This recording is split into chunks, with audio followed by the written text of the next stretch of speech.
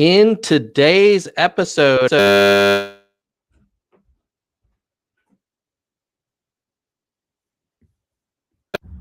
just got muted. So in today's episode, I've got Seth Barron from the City Journal and Badrun Khan from the Yang Gang in Queens. And we're going to talk about Andrew Yang's run for mayor. What ails New York City? Does the Yang have any chance at all, or is he a front runner or not? So much to discuss. And then we're going to wrap up with Badrun's own run for city council. But first, Drew Yang Gang, that's who I hooked up with. Drew Yang Gang, that's who I hooked up with. Drew Yang Gang, that's who I hooked up. Yo, there's no place to hide now that he's arrived. I'm saying he ain't playing now with this campaign. Bang, dang, it's in. Drew, come roll with the Yang Gang. Drew Yang Gang, that's who I hooked up with. Drew Yang Gang, that's who I hooked up with. Drew Yang Gang, that's who I hooked up. Yo, there's no place to hide now that he's arrived. I'm saying he ain't playing now with this campaign. Bang, dang, it's in. Drew, come roll with the Yang Gang. hello, nerds. Hello, nerds. Hello, nerds. Oh my goodness, we have so much to discuss. We have our very own Andrew Yang, who we were all so excited about. Many of us were excited about for the presidential run, and that didn't happen. And then there was rumor of, well, maybe NYC mayor. And here we are. And I think it's pretty sure that he's going to run. I know there was leaked video footage of him recording a commercial announcing it. So I'm guessing that's imminent. But before we get into it, why don't we just start with a little bit of introduction to our great panelists. We'll start with you, Badrun, and then go to Seth. Tell us a little bit about yourself for people who are seeing you for the first time, and then we'll jump into the race. Sure. Hi, everyone. My name is Badrun Khan. I'm actually running for City Council of District 26. I actually ran before in Congress against Ocasio-Cortez. I live in the district. My parents came into the country in 1940s. They're from Bangladesh, a Muslim nation. So they were we grew up in Manhattan, the Lower East Side, and then we moved to Queens. I'm actually a financial controller for a nonprofit. And I have two beautiful girls. One goes to college and one is in high school. So pretty much I want to fight New York City that we have a lot of problem with housing, with schools. A couple of things in my district where we're really need. Actually, it's not in my district. I think all of New York City as a whole, that what we need right now, especially shortage of food, shortage of job, small businesses that are closing. So that's little simple things about me. And you could go to my website, badrunkhan.com, to see who am I. All right, Seth. Hi, I'm Seth Barron. I'm a writer and editor here in New York City. I'm an editor at City Journal, which is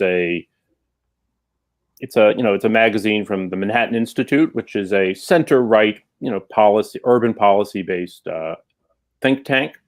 I write for City Journal, the New York Post. I have a book coming out in May called The Last Days of New York, published by Humanix, kind of a summary, a deep summary of the last 8 years of the city's history and how we got to this kind of parlous state of affairs. Well, that's really interesting. Even though Seth, you're coming from a center right background, and Badrun, I don't know how you would classify yourself. Probably not that. I do remember, Badrun, last time you were on the show when de Blasio's name came up, you were not super enthusiastic. Like, for those of us who aren't in New York, other than this beautiful green screen, I spend most of my time in the San Francisco Bay Area where we have our own issues. But tell me, like, what's the deal with de Blasio? Why? I mean, he ran for president. You would have assumed he would have been pretty popular in his home city. What's your take on the current mayor? And then we'll get Seth's perspective. Well, my perspective about the mayor, I think there's certain things he's not good for the city, I feel, at all. Just special, like simple little things like the school, what he's done with the school system. About 2 years ago, I don't know, about 3 years ago, there was a snowstorm. He didn't want to shut the school down. The kids were in the school bus for hours. Like my daughter came home 7 hours later. Like certain things, he's not understanding what the parents want. Even like I'm shutting school down, I'm keeping schools up. That's a big issue that's happening right now. Do we have online? Do we not have online? It's just I just don't think he's perspective about understanding what the children or the parents want. He's all over the place. And then the other issues with the police department, how he's treating everybody, both sides. I'm just not saying one side of it. I just think we need someone with a strong presence and try to understand the both side of the coin, what the parents want, what the children want, what the teachers unions want. Everything has to be in line. And I don't think as a mayor, he's been being very successful. He's been criticized by every individual in the city. And I think that's also perspective. Also with the mass transportation, I don't think he could bring businesses back. He's not doing something that's positive and unifying the community. I think what he has to do as a mayor or any mayor as running, they should understand what the people are looking for, what the businesses are looking for, what the school system is looking for. I just think he's always still fighting with Cuomo all the time on every issue, trying to show his leadership in different roles. I think that's my perspective of him as an individual, as a mayor, and I'm not very happy with him. Just very simple thoughts of mine. Seth, what do you think? Are you maybe a little more generous for him or for de Blasio, or are you similarly disappointed? No. I mean, I wouldn't say I'm disappointed because I never had particularly high expectations, but I would say I agree generally with what Badrun said. The problem with de Blasio, the problem with this perspective, though, is people make a mistake in assuming that de Blasio's interests are those of his constituents. Really, he works on behalf of his consultants and the major power players in New York City, meaning, the municipal unions and, other interested parties. So from their perspective, he's doing a very good job. It's just that if you're a regular New Yorker who rides the subways, who's trying to run a business, trying to walk down the street safely, you go send your kids to school. Well, no, then he's not doing a very good job. But he doesn't have your interests in heart. When he ran for president, I mean, I made the point that he's running because he needs a vehicle to pay his consultants. Like if he's just the mayor, a term limited mayor, he can't raise any contributions. So he has to be running for something. This kind of inverted, cynical way of looking at things, I think it goes a pretty far way to explaining why we're in this horrible position. So no, I don't think we're being too generous to the mayor. He's doing a terrible job operationally and ideologically.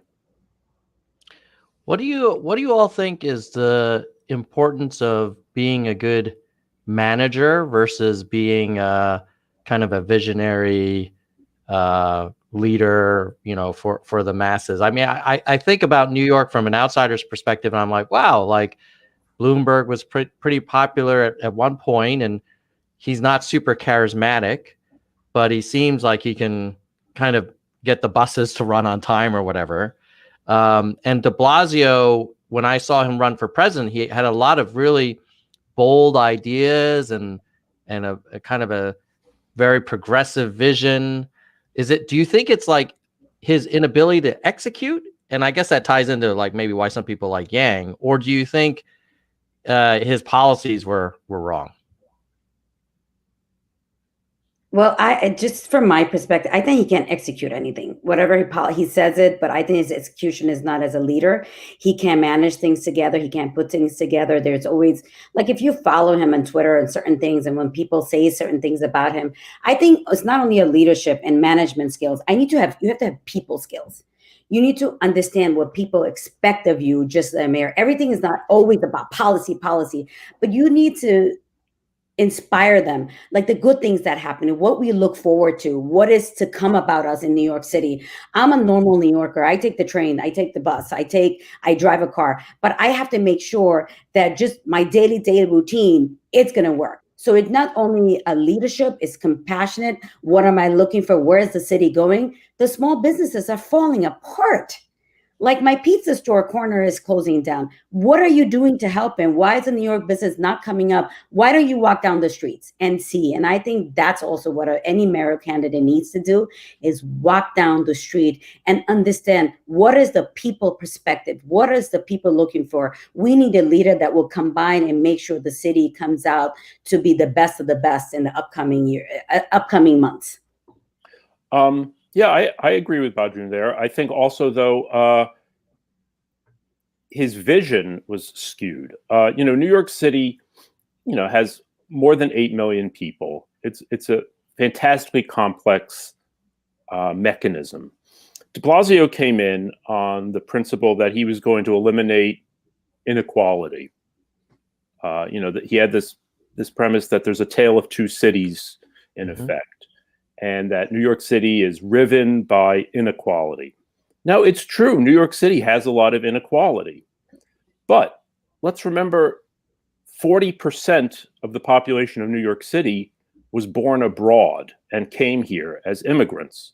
Now, it's always been that New York City is a very pro-immigrant city and a place where people came because there was opportunity. People don't come to New York City for equality, they come for opportunity. And the fact of the matter is, inequality in and of itself, I mean, it may not, you may not like it, but it doesn't indicate that things are permanently bad. New York City actually has pretty good social mobility. So when you have people coming here, from other countries who are, largely poor, looking to make it, they are not coming here because, I mean, a city that has more equality is less dynamic, essentially. And dynamism is what has always defined and characterized New York. So starting with that premise, and also the idea that a mayor can do very much to affect major structural economic change.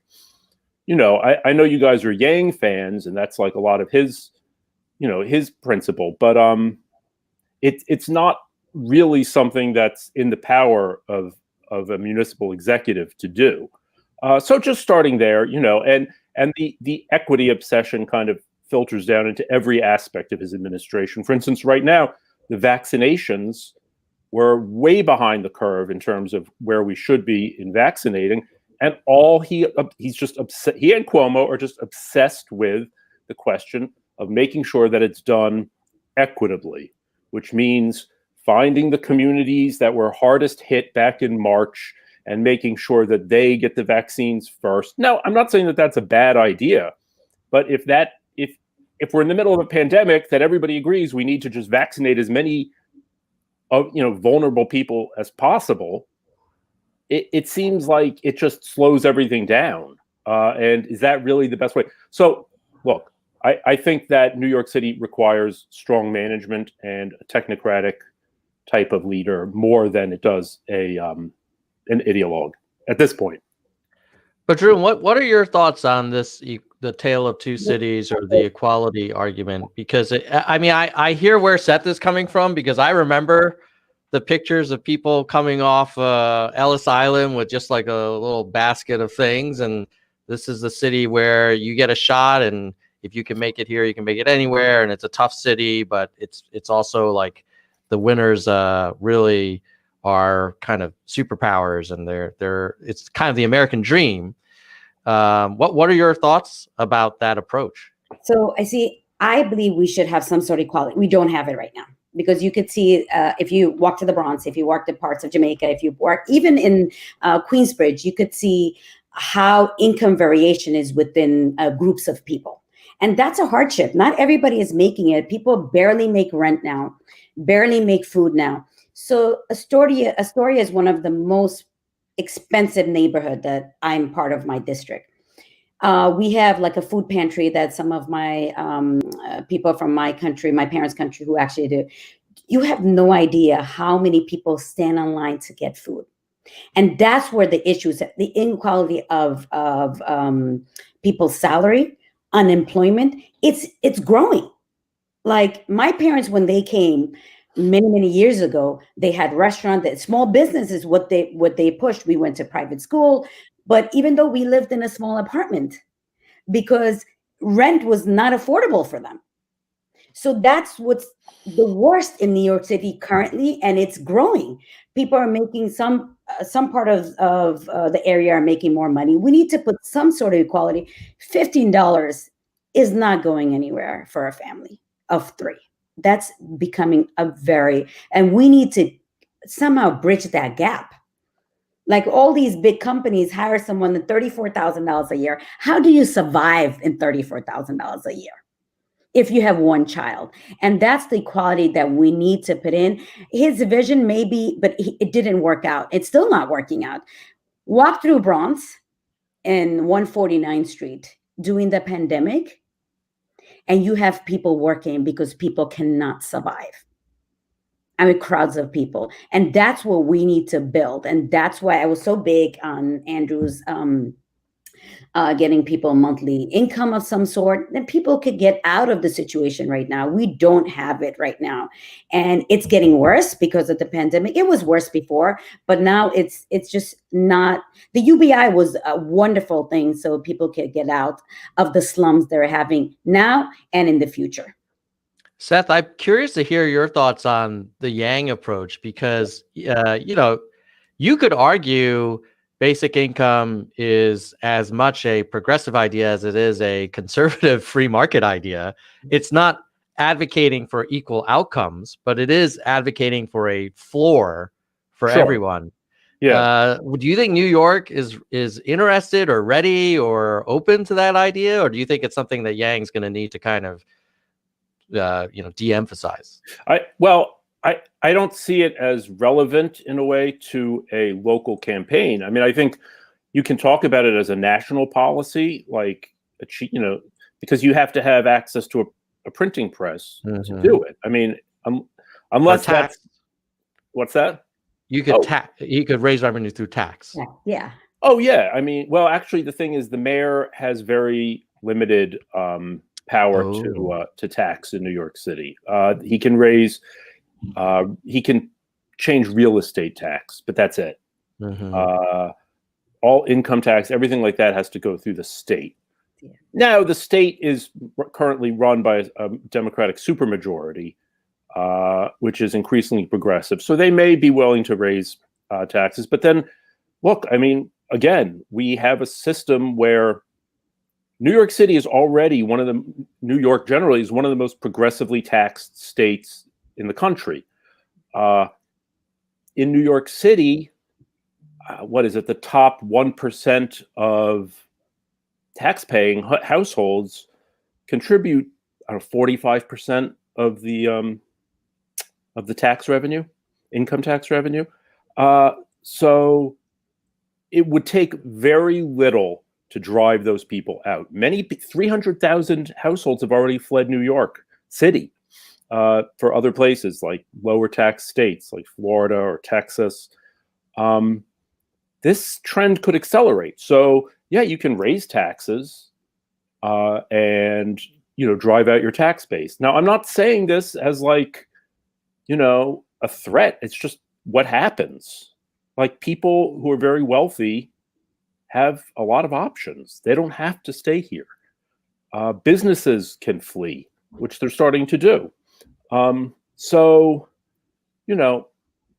whether it's a good idea or not to like expand the social, like safety net or, welfare, we've tried that before and it didn't have really great results.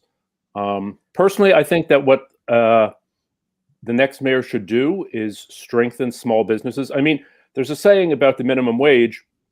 The real minimum wage is always zero for the jobs that you can't get, the jobs that disappear.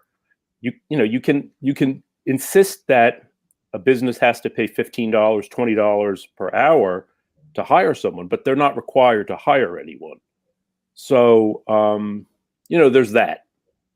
Seth, what do you think? I hear your skepticism of the approach. I'm curious what you think do you think the voters will look at Yang and have the same reaction as you, saying like, oh, well, either A, he can't do it, or if he does it, he's going to drive out all the businesses and rich people? No, I think from what I know of Yang, I think, look, even though I don't sound like it, I'm excited that he's thinking about running, because we definitely need an outsider to shake things up. He does have this kind of technocratic, Bloombergian, wonky, nerdy side, which I think is probably salutary. He doesn't seem like he's radically committed to any of these constituencies, like the municipal unions, or you know, like the DSA, or any like radical. He doesn't seem like he's already committed to espousing the most radical ideas out there. So I think he could mix things up, and I think maybe people would be interested in someone who's just offering, you know, who has a solutions based as opposed to an ideology based platform, which I hope he does. Seth, can I ask you a question real quick? You were saying about the small businesses. I think any small businesses, it takes time to adjust to the $15 an hour, but we have a lot of taxes on the small businesses. You know that. Those are literally killing. That's what I want. I mean, I think from Andrew's perspective, because he's such a tech and a business person, he could understand how these small businesses, like a grocery store in the corner, maybe, or like a bodegas, like they get, like these are the things that we need to push up. Like I go to my bodega to get a cup of coffee. And that's where I think, and if you go there, but then when you hear them, oh my God, I have to pay so much taxes. It's just a small little, like even a 500 square foot, his businesses. That's where I think the small businesses needs help. Help them with like, yeah. And the rental is just insane. And people are leaving a lot of New York City. I think the biggest issue is the rental. Rents are going, it's just uncontrollable. Sure. But at this point, rents are flattening, if not cratering, because so many people have left and there's so many empty businesses.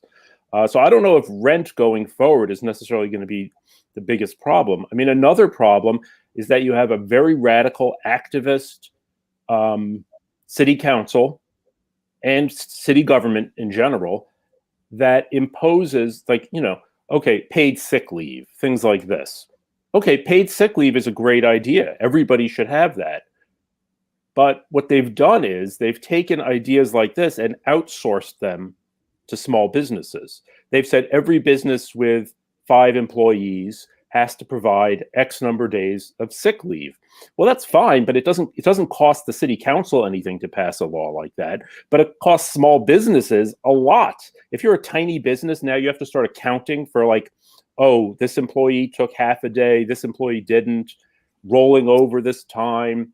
They've imposed a whole series of mandates on the business community, and I mean small businesses mainly, because large businesses can handle these things, vacations, sick leave. They already provide that. So you have this political class that just keeps throwing regulations on the shoulders of small business, you know, and eventually it becomes too painful to stay open. So that's another problem. Yeah, but for example, there's a cashier at a small business. He got COVID. He's sick. So now he can't go to work. So if they don't pay him his sick leave, it's going to be hard on that family to survive. Oh, no, I get it. That's what I'm saying. If they don't impose that, how is that family going to be aware of that? Like, it's just, I understand you're saying maybe a negative aspect, but I think if they don't, that family will suffer.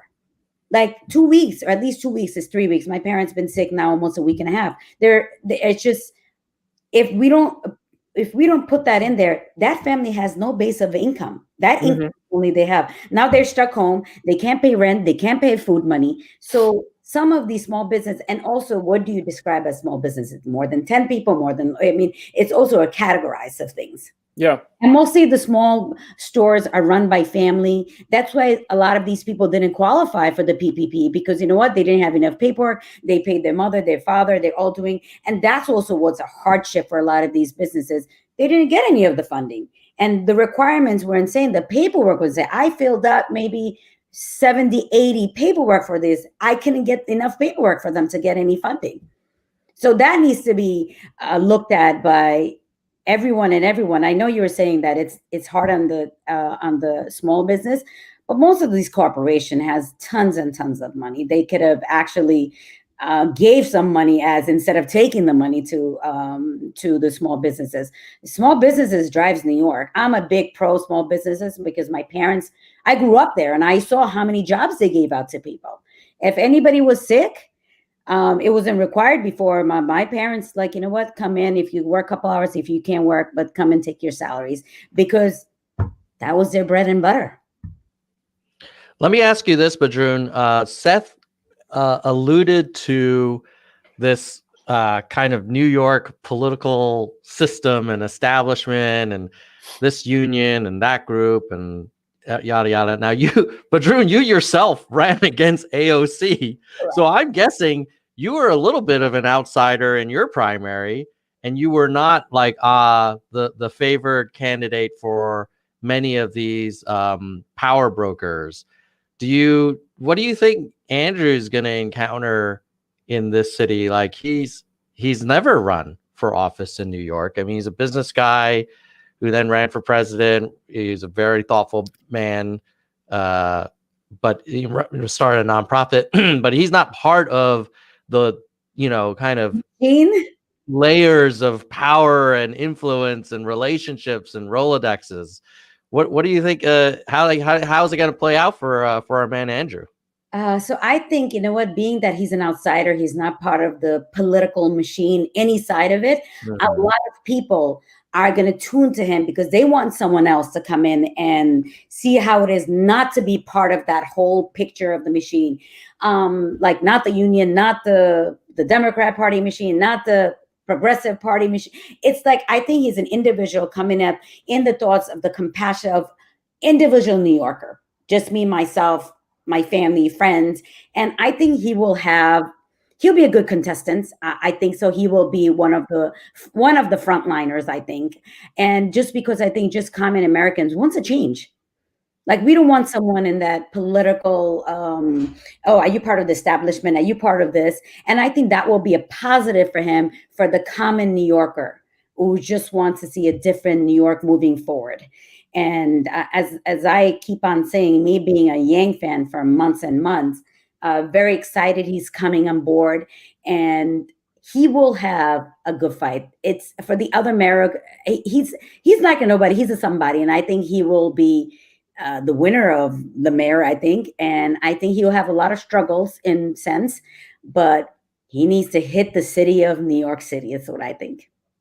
Seth, what do you think? You're not in the Yang gang. You cover New York. You know the city well. Does this guy have a shot, or is he too much of an outsider? I think a lot of it depends. There's a lot of anger in New York City right now. Currently, the year 2020 had the highest percentage increase in murder in New York City's history since they've started tracking statistics. It wasn't it wasn't the worst year ever, but it was the worst year in terms of the trend.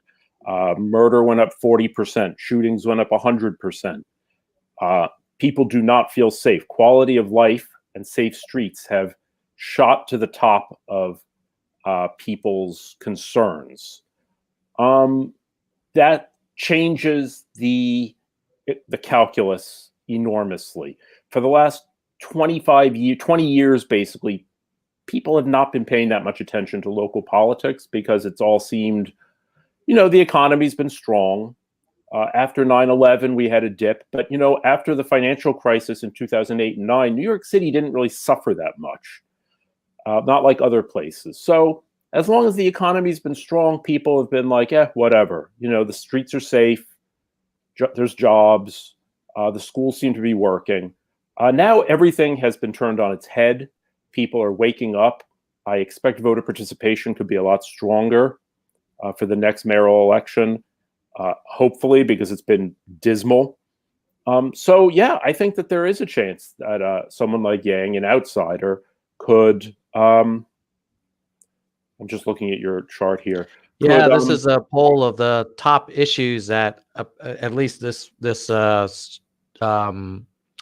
poll is suggesting are Mm-hmm. on top of New Yorkers' minds. And I guess, can an outsider like Andrew Yang get a chance to talk about how he'd attack these problems? Or do you think he's just going to not have enough air support from the powers that be? I think it depends. I mean, I don't know what his criminal justice approach is. From what I gather, it seems like it's rather in line with the, anti-police decarceration model. I think he would be advised to take on a stronger safe streets platform. I think that could really, electrify his support.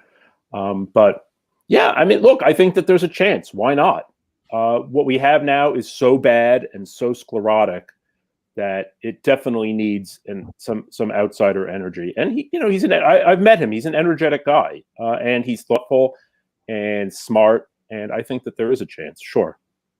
I do want to say something. I think education is a big portion of it too. Like I always a big advocate. Learning disability is just learning disabilities and programs have been cutting. I spoke to a lot of teachers in the recent year, and that's something a lot of, as you said, we're melting pot. A lot of immigrants are not understanding the factor of kids are suffering with that. And that's something he needs to emphasize in school. And I think school needs to be a bigger part of his thing, because if you have 40 kids in one class and one teacher, it's not working. Well, Badroun, in addition to school, I mean, we saw from, at least that's the public policy polling survey that was conducted mid-December, that criminal justice and police reform was one of the top issues. And I'm curious, like, how do you think Andrew is going to go after that? Will it be sufficient to focus entirely on improving the law enforcement kind of processes and tracking and cameras and all that kind of thing? Is that a winning approach? Or, I mean, I think Seth is alluding to this notion that, well, you can't just beat up on the police. Like, there's probably a more holistic view. Like, what do you think Yang should do when it comes to people asking him about his plans for police and criminal justice and crime? Well, I think crime has increased. I do agree with Seth about that. It's also proven. But I think also the problem was, as you can see with the Black Lives Matters, I think too much power was given to the police. It was just out of control. And just not the Black Lives Matter. As I grown up in New York as being Muslim, I have seen the discrimination against that. I've seen against a Sikh group of people. And I think reforming them, putting them in path, I think right now there's such a dislike between normal New Yorkers with the police department. We need to kill that barrier. We have to make sure that he puts enough emphasis and training on them, and to see how can we justify safe streets, safe train station, but also me as an individual feeling that this police officer will also protect me, and not protect only one sort of kind, but who am I? And I get the certain justification as needed as an individual. And that's what I think he needs to emphasize, how we could do criminal reform to help both sides of the police and help an individual New Yorker. And that's a big topic, New York, because some people do not feel safe calling the cops right now, and they're scared of them. But in the other point, from a lot of, I have a lot of friends and a lot of people who are actually good police officers, and they're getting the tail evidence. Like, we try to protect the people, but sometimes we're getting, with someone's mistake, we're getting the heat against them. So he needs to balance both of them. And how he do that, he needs to put more training. He needs to make sure that how you treat an individual, just because of your color and just because of your race, doesn't mean you're the one who's, okay, he's the one, let's put him into jail. We need to justify that among both parties, I think. And that's a big issue in New York City right now. There was a shootout about 2 blocks away, and everybody said, oh, this is a shootout, somebody did it. And it was quoted all over, like when you have WhatsApp or text message. And that's the stigmatism we need to get rid of. Seth, one of the things that I was just looking up is the murder rate in New York City, and it's actually looks like it's come down. Is it a different kind of crime that you're alluding to that sort of people are more concerned about? Is it like more like burglary or something else? No. I'm talking about murder. Yes, murder Yeah. has come down radically since 1990. Yeah. And that's been because of broken windows policing. There was a revolution in policing starting around 1993 when Giuliani was elected. A little bit before that, at the end of the Dinkins time, in the early 90s, with an emphasis on the idea of broken windows policing. Is that, well, the idea being that, like, if you allow if someone breaks a window and then you don't fix it, well, all the windows will be broken. So the idea is that to fight crime at the high levels, you have to fight crime at the low levels. That neighborhood disorder is really what leads to, increasing crime. That you create a sense of anything goes. So it was because of the, implementation of stop, question, frisk, which got a lot of guns off the street. For instance, arresting people for jumping the subway turnstile. This is something that people get very upset about, like on the left. They're very much like, how can you arrest somebody just because they can't afford to pay their subway fare? Well, most of the people who are, most poor people, working people, pay their subway fare. People who routinely jump the turnstiles tend also not to care that much about other laws. So in the early 90s, they began stopping and arresting people who were jumping the turnstile. Not necessarily arresting them, but stopping them. And lo and behold, many of them had warrants for major crimes. Many of them were carrying guns. It became an extraordinarily effective way to get guns off the street, just by stopping people. Because if you're a bank robber, a rapist, or murderer, that doesn't mean that's the only crime you commit. You're probably not that likely to pay your subway fare either. I'm not saying everybody who jumps the turnstile is a murderer, and they're not treated as such. This was what caused crime to go down. De Blasio has reversed a lot of these policies, and your chart didn't show it, but the last year has seen the most radical uptick in the murder rate ever. So his criminal justice policies are an abysmal failure. It took a few years for it all to unwind, but now we see that it really has, and we're in a bad position. Yeah, I don't agree with you in that sense. Sorry, Seth, but you were saying that people who jump the trains, some people just absolutely can't afford it. Not every one of them are criminals. That's what the problem happened. I think they were justifying them as some sort of criminal. I don't agree with you that a lot of high school kids did that and they were arrested. That's just common. Sometimes a group of kids got together. It's like, let's jump the train. I don't agree with that too. It should not be. It should be abided by the law. But getting harsh treatments, and I think they're not all criminal backgrounds. Yeah, I said that. Yeah, I said they're not all criminals. Yeah. So here's the more recent data from the NYC government, NYC.gov, and you look, there is a jump, 53% in murder, dip in rate, 41%. Oh yeah, year to date. I'm looking at the 2-year trend. Oh, okay. Yeah. Either way, jump in murder, down in other crimes, up in burglary. Yeah. And let me point out that you would expect robbery to go down because and felony assault, because of the pandemic. Everybody's been staying at home. Mm-hmm. So there's been fewer people. For instance, in transit, you see year to date, there was a 30% decline in transit crime, but there was a 90% decline in ridership. Really, the effective rate for people riding the subways was an immense rise in crime, because you have very few people on the subway. Really, there should have been no crime. Yeah.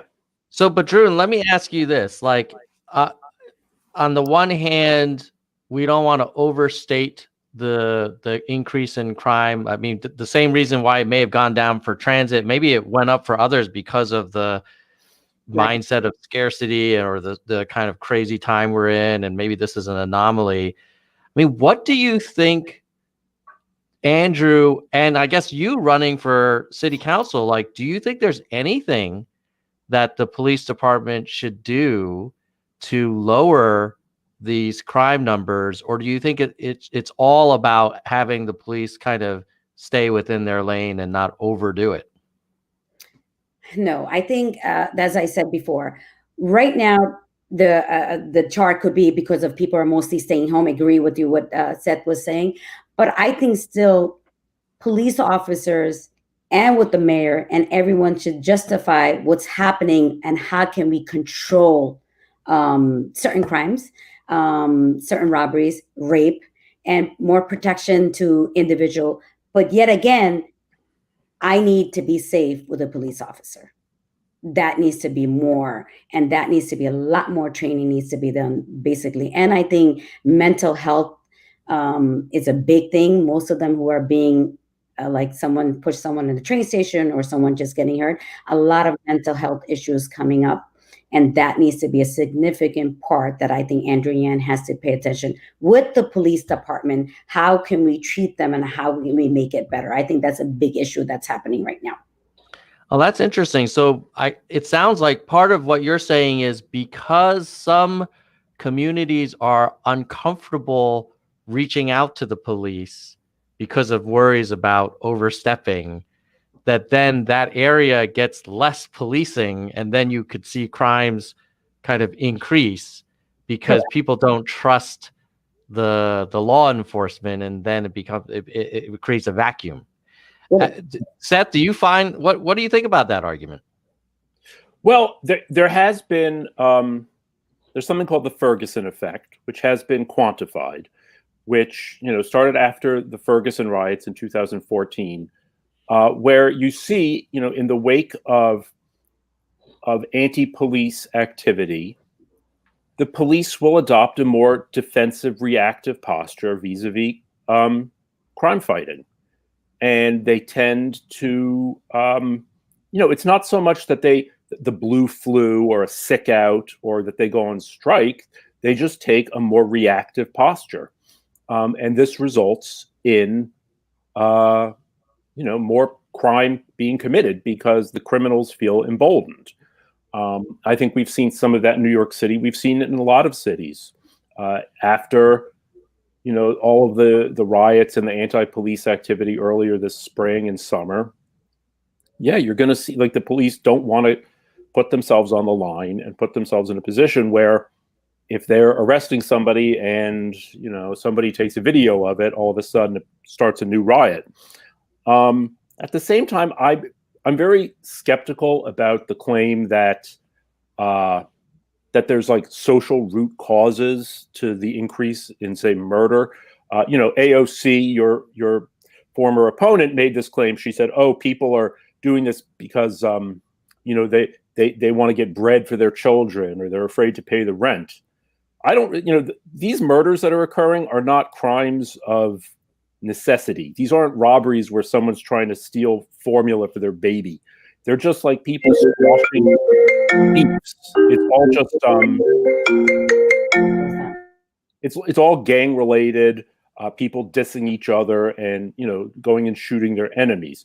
I mean, just as a point of reference, Newark, which has always been the most like New York City's dysfunctional cousin, right across the river in New Jersey, way worse off than New York City. They had no increase in murders. They had 51 murders in 2019 and 51 murders in 2020.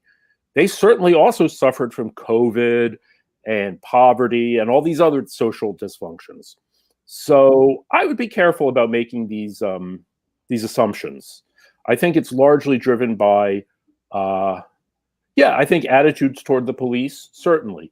In terms of how the New York City police deal with communities, the fact of the matter is it's a majority non-white police force.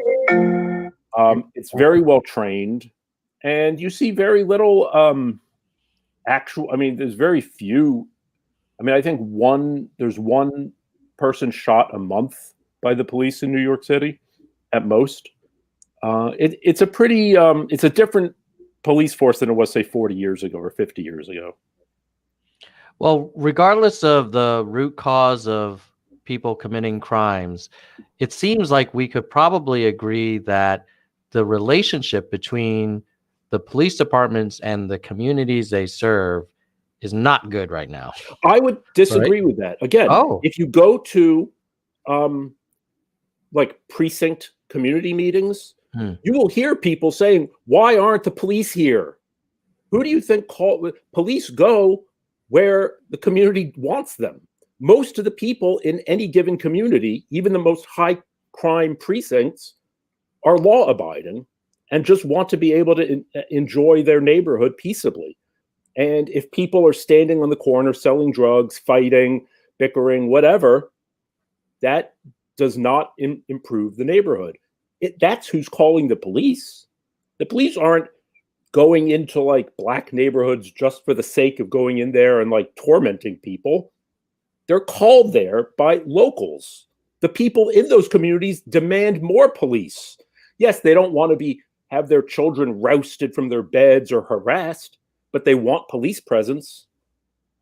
What do you think, Badroun? Well, I think, you know what, it's true. The most community does call to get them protection, but when they come in, they already made the assumption this is the person who's doing the crime or this is the person who's doing something. That's where the problem is happening. It's always that person's fault.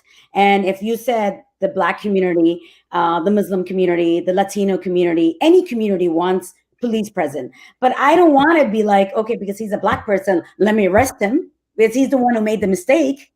I'm sorry, that's something that I think we're setting like some sort of stigmatism against them. Okay, he's Black, he's wrong. Or he's Muslim, the Islamophobia that happens. And that's what we need to get away from. And I agree with that sense that I want to call the police in my community, and I want them to give the share fare of equality as another type of person. Let's say a white person gets it, everybody said the privileged type of person. I want to be treated the same. I'm a taxpayer. I'm born citizen. I'm an American citizen, no matter what. And that's in what we're not getting. And I do, you were saying the left against Ocasio, however I said it. We didn't agree in a lot of things. But one thing that I have to say, that equality in New York City is not happening. We have inequality in income. We have inequality in certain neighborhoods. As some people, I don't want to go to that neighborhood because this is too many Black people live there, or it's too many certain things. The mosques are being justified as, oh, do we really want to walk to them? Let me put a ban of this country of the Muslim. No, we don't get that. And we want the equality of every aspect. As a police officer treats any individual, I want him to give me the same return because I'm a normal person. If I committed a crime and if I served my time in jail, I'm a common person to vote to make sure that I want to make sure this person is right to run my city. And I think if we go back to Andrew Yang, he could justify that being, he doesn't look like a normal mayor. He's different. Seth, you might be right that in terms of the numbers, the people calling the police, I'm sure, are from the community and they're choosing to do it and they want that help. But I'm sure you could also agree that the sense of frustration that I think Badroun is conveying is probably not limited to her, that there's this distrust. There's this sense of like, well, we're not going to get the same treatment and the same service and the same, a presumption of innocence that other communities might. I mean, do you think the mayor or whoever wins, like, will these candidates need to be able to speak clearly about this issue, or do you think this is not a big issue? There are other issues. I think it's a big issue among Democrats.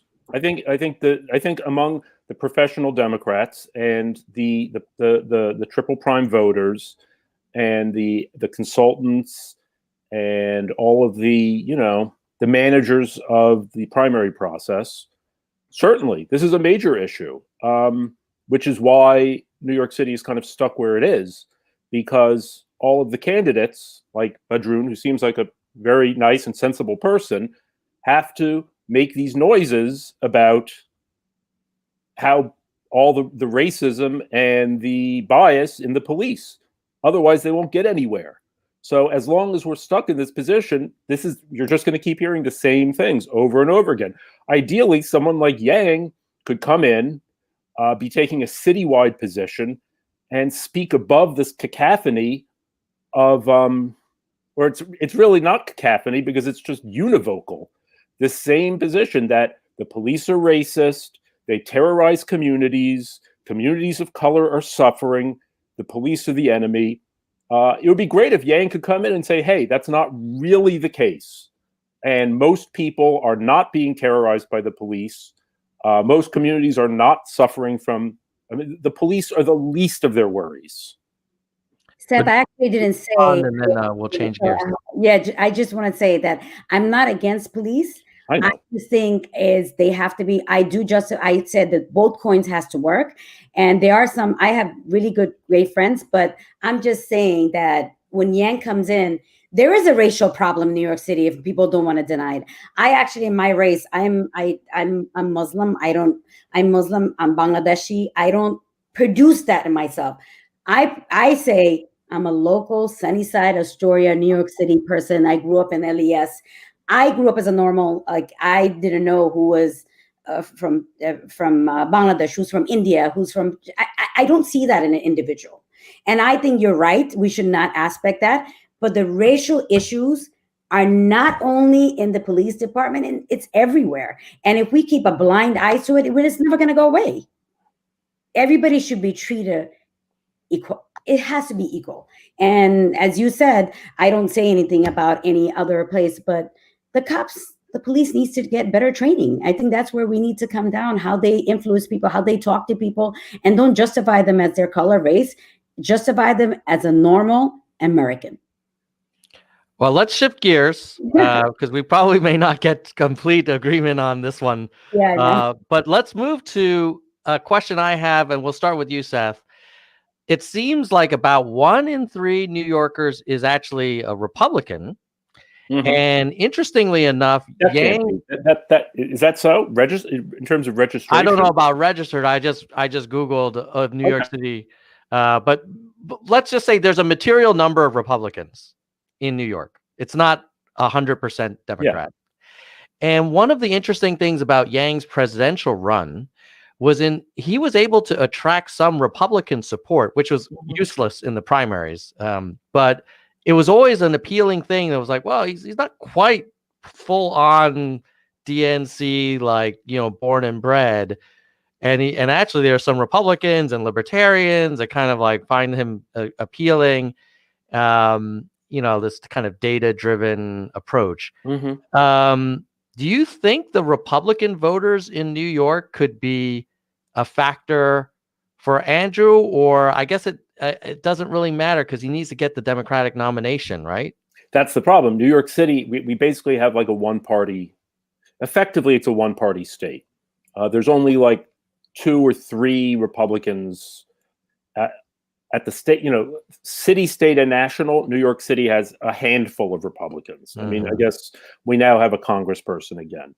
And the problem is, in order to win the primary, the very left, the people to the furthest left dominate the conversation. And the primary voters are, the people who are most dogmatically active. So effectively what happens is everybody keeps leapfrogging each other to the left. I mean, now, 10 years ago, it would have been unthinkable that the full legalization of prostitution would be on the agenda. And now it really is. This is like a major thing, not only to, decriminalize it, but to no longer arrest even like people soliciting prostitutes, because that would deprive the prostitutes of a way to make money. This is the kind of thing we see with such a lopsided system. So yeah, I think Andrew Yang could win Republican voters, but that's the problem. He has to first get through the Democratic primary. If he speaks out broadly to the more disaffected Democrats, the more centrist people, I think he could have a shot. Right. But if there are a bunch of Republicans, I just looked it up, 20% of New York City voters voted for Trump. Now, I'm guessing there's probably some Republicans who chose not to vote for Trump. But even if he attracted some meaningful number of those Republicans, it's kind of moot. But Drew, what do you think? Like, do you think Andrew's going to be Democratic enough? I mean, I was just looking at this Eric Adams guy, who polls pretty strong, like right up there with Yang.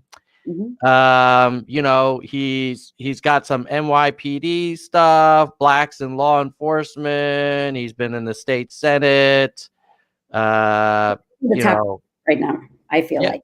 Yeah. So what do you think is going to be Yang's like? What makes Eric Adams a strong candidate? Let's start there. Just simple. What I would I've been in a couple of his meetings because I'm very involved in the mayoral race. He's hitting every church, mosque, synagogue. He's giving food out. He's just walking down the streets every Friday. He's going to Jummahs. He's just like everybody and anybody you know in pretty much of Queens. So basically in Jamaica, he's been hitting those streets every week. And he's shaking hands. He's actually distributing food. I'm just saying the common New Yorkers. Forget about his policy. Forget about everything else. Oh, you're running for mayor? Yes, I am. My name is Eric Adams. And the way he talks and individually works with people, I've seen it. And that's why he's such a top runner, I think. He's going to the Bronx. He's going to Manhattan. He was in Manhattan about last Friday. He was in Jamaica a couple of weeks ago. He's in Brooklyn. He's everywhere. Like every time you pull up where he is and you see what he's doing and he's talking to people, he's doing Zoom meetings, he's contacting, his field works are amazing. And that's where the key is, I think, right now. Everybody wants to see who his mayor is. And as Seth said before, a lot of people is going to go out to vote this time because a lot of New Yorkers are angry and they want to see a change in New York City policies. Seth, what's your take? I look at this guy and I'm like, whoa, okay. Badroun is saying that he's working the streets, he's knocking on doors, he's engaging with all the different communities. And then even tying to our previous conversation, looks like he was in the NYPD, but also is against police brutality and is for reform. That's a pretty compelling story there. What do you think of him? You know, I think he's certainly a front runner. I wouldn't say he's a shoo-in. He's kind of like an odd guy. He comes off a little strange. He could take it. Scott Stringer is currently the New York City controller. He's also been pushing very, very hard to become the mayor, and he's won a lot of endorsements. So it's an open race at this point. Which is, but both Eric Adams and Scott Stringer are major insiders, which I'm not so sure is going to be like a big plus this time. Look, I don't want to be the guy who's pushing for Yang because I don't really know that much about the guy, but I like the idea of an outsider coming in and shaking things up. That he has no insider, and I think that's a positive thing for him himself as a candidate. So Stringer, okay, let's look at the Stringer dude. So city comptroller. So this guy, I'm guessing he probably knows how to like manage complex organizations, or that might be a pitch. That like, I know how complicated this city is. I can manage. I can get stuff done. It sounds like you both feel like that may not be what voters want right now. They don't want someone who can talk about their decades of experience inside of the city government. I mean, he's been the controller for 8 years, so he's been the one who signed off on all of the city's terrible budgets that just spent every dime and, gave the unions everything they wanted. Personally, I'm not a big Stringer fan. Yeah, he's been all over the union. That's what he's having most of his endorsements are, pretty much. All right. Well, now, so let's wrap up by talking about your run, Badroun. We've been talking about Andrew trying to become mayor. What? Tell me a little bit about your decision to run for city council and what you're going to focus on. Because I know you came off the congressional primary race, and it would have been very understandable if you wanted to just like take a breather. What are you thinking? Well, I did take right after it was a hard election with the pandemic a lot. So as I don't know if you know, our community took a hit with COVID-19. We lost almost 400 to 500 people. So pretty much it's such a small community. Everybody know everyone. So after the election, I did take a break. I did some walking around trying to see and I think when Jimmy Van Venen's seats came open, even 2 years ago before I started election, that if I don't do if the winning election doesn't come in my favor, I will run for that seat. And I did a plan for this for a while. As you could see, I know the area pretty much. And running as a congressional candidate, you're aware of a lot of different things, what's happening. So that was a positive. It taught me a lot how to run a campaign. And the biggest issue, again, mostly everybody's looking for what is COVID, what we're going to see in the future, the small businesses, the housing crisis is basically the same thing. It's not only in my district. I think it's as a whole in every district. And as you know, 18, 19 people is running. And my next 22 is also about 15 people running. So I see a lot of people with the same ideologies and see what people want. And it's how many handshakes you make, how many people you could get to, what is your idea. And again, I'm not from the establishment. I'm not from DSA. I mean, I work in Ocasio-Cortez. I'm an outsider too, from the establishment point of view.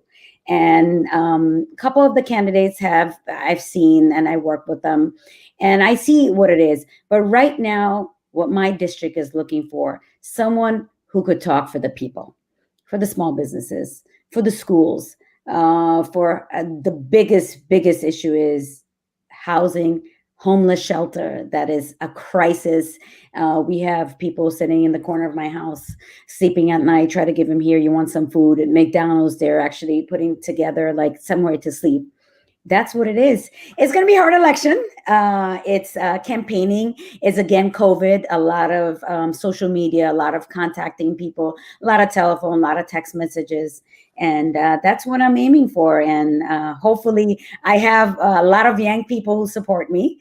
They're going to come out too. And as you know, my website was done for Neil Neves. He's a big Yang fan. I want to give a shout out to him. I have to say it. He did it as a volunteer. And that's what we need, one other to help one other to come out.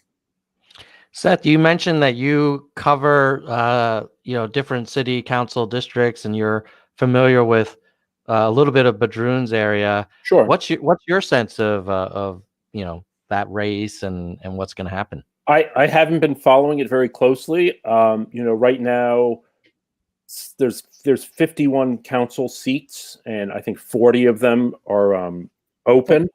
Yeah. So it's just an incredibly dynamic and crowded field. So it's hard to pay attention to like all of the different seats. That's Jimmy's district is that district, Badroun's district is it's very diverse. It's got like all these different ethnicities and so forth. So it'll be a difficult race. But I mean, the thing is, turnout typically is so low that you can win. All you have to do is win the primary, and you can usually, I guess you can win it with 3,200 votes sometimes. 4,500 to be exact, I think. 4,500? Yeah, rank voting is the best thing. Analyzing the people. I know a lot of people don't agree with the rank voting, but I think with the rank voting, it would help different people come into city council. City council will be changed, I think, in the upcoming year. And that will be positive for the city, I think. Yeah, ranked choice voting is going to really shake things up. It's embarrassing. I find it very difficult to even begin to understand the calculus of ranked choice voting and how it will work. But it's certainly going to shake things up. Yeah, you could imagine it would be helpful to a candidate, potentially helpful to a candidate like Badroun, who may not be like everyone's first choice because they might know someone that a more familiar name, but they kind of like her. And if she's on enough number twos and then the number ones aren't viable, then suddenly you get a candidate that's a little bit more kind of appealing to a broader group. I guess that's in theory. We'll see how it works. Yeah. We're working with that, and there's a lot of new candidates because I think my name is a little bit easier. People recognize me a lot. That makes it easier. There aren't too many Badroons running, huh? And with my last election, wait a minute, you're the woman who ran against this person. I'm like, yes. So that was positive for me, and a lot of people. And it's a big Yang group in this community. It's also very positive for me too. So it's helpful.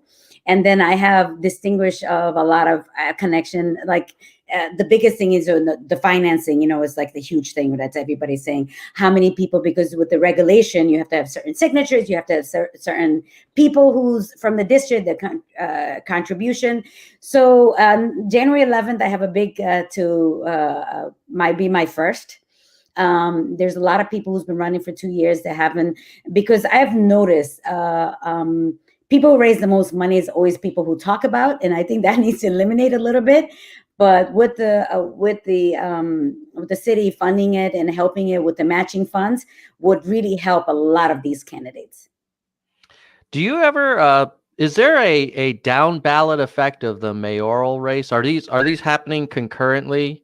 Yeah. And so if there is, let's just say Andrew runs and he's able to generate a lot of energy.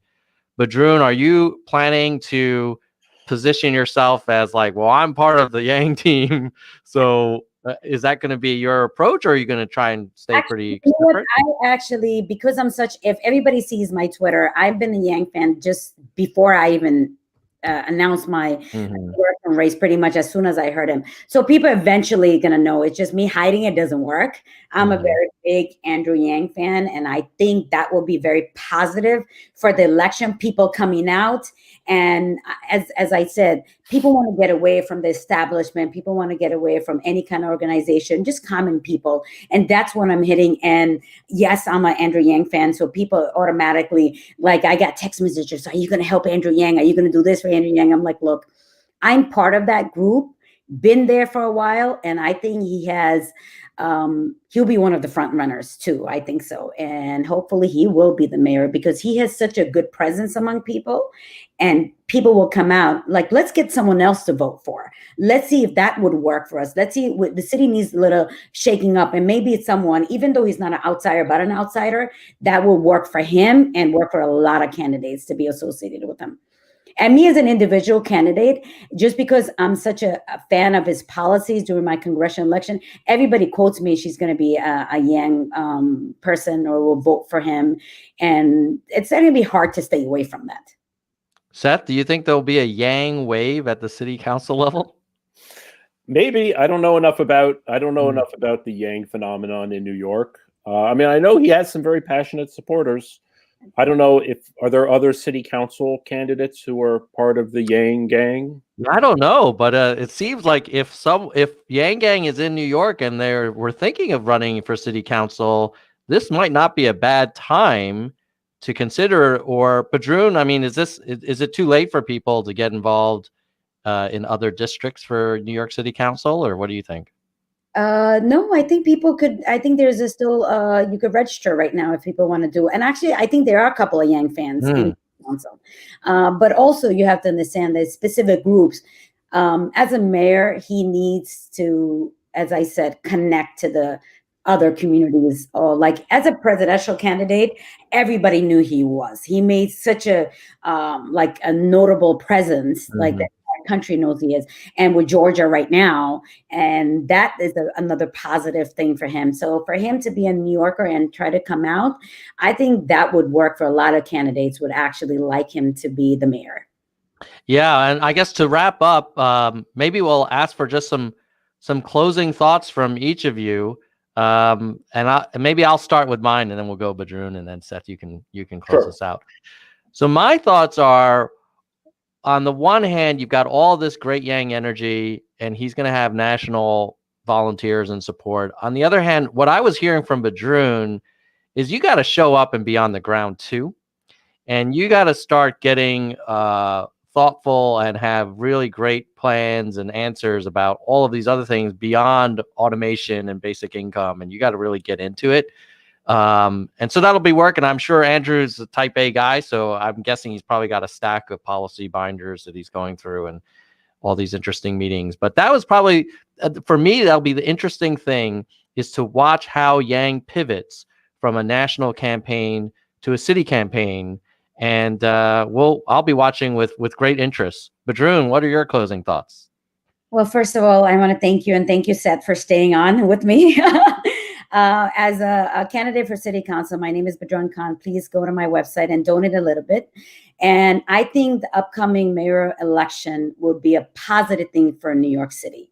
And for Andrew Yang, as we're saying mostly about him, he needs to connect to the individual of community, to small organization, talk to the imams, talk to the priests, talk to everybody. Just become a local New Yorker and see what people are looking for, and especially hit the small businesses.